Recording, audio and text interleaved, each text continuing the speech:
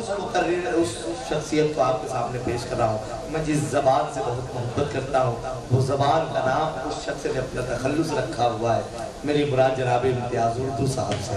जोरदार तालियां होनी चाहिए आपकी तरफ से, वो अपने ख्यालात का इजहार करने के लिए। अस्सलाम वालेकुम मौजूद दोस्तों और साथियों, यकीनन जिन हालात से आज हम गुजर रहे हैं, मुल्क गुजर रहा है, हर एक शख्स नौजवान और बुजुर्ग गुजर रहा है, इन हालात के अंदर यकीनन दिलों को करीब से एक दूसरे को समझने और आपसी इत्तेहाद को मजबूत करने की जरूरत है।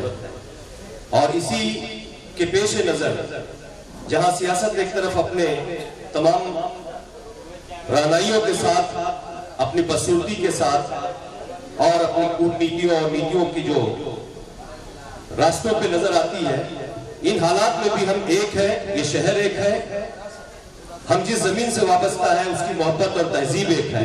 इसी पैगाम के लिए इस मुशायरे का इनेकाद उत्तर भारतीय महासंघ, जिसके रूह रवा जनाब करीम खान साहब और इस शहर के हरदिल अजीज जनाब शमीम खान साहब, हमारा प्यारा नौजवान जफर मोहम्मदी और तमाम बुजुर्गान की मौजूदगी में और शोरा कराम, इस तूफानी मौसम के बावजूद जो यहाँ पर मुनाकिद हुआ, अल्लाह ने इसकी इज्जत रखी, आप लोग तशरीफ लाए। ये आपकी सबसे बड़ी जो है उर्दू अदब से मोहब्बत और उससे अपनी निस्बत का इससे बड़ा एजाज और कोई बात नहीं हो सकती। मैं शुक्रिया अदा करता हूँ। लफ्ज कहने से ज्यादा मैं खुद सुनना महसूस करूंगा अपने बुजुर्गों के दरमियान। बहुत बहुत शुक्रिया। खुदा हाफिज।